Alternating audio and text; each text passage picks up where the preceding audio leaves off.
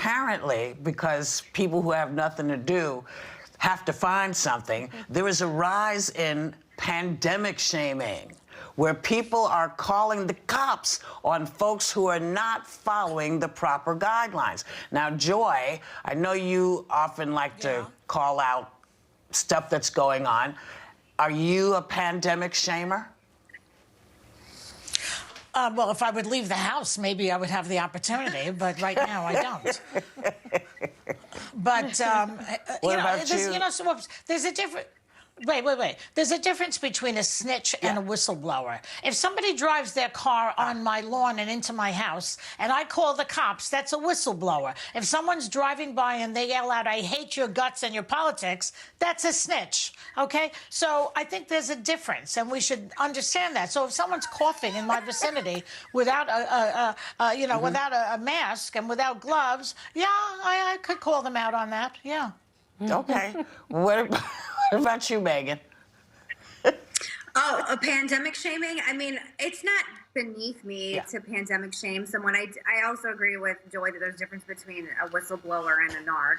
I will say, since we're going to call out people for not practicing what they're preaching, Ivanka Trump went on her Instagram and she did a whole Instagram about how people need to stay at home if they can. And then she proceeded to go to her second home in New Jersey over Passover, breaking her own rules and breaking the rules that are set in place. Now, I have been quarantined a little bit less than you and Whoopi, Joy, and this is very hard. It's much harder than I thought, but I'm doing it because it's a health risk for me to go outside. I still worry about the possibility of being asymptomatic, and I think if we have our first daughter who is not abiding by the rules she's putting in place, it's hard to tell the rest of the American public that they should abide by those rules. So I think part of the problem is there's not a lot of leadership from the top down that's practicing what they're preaching. And we've talked many times about President Trump with the handshaking and so forth, and I just don't understand it.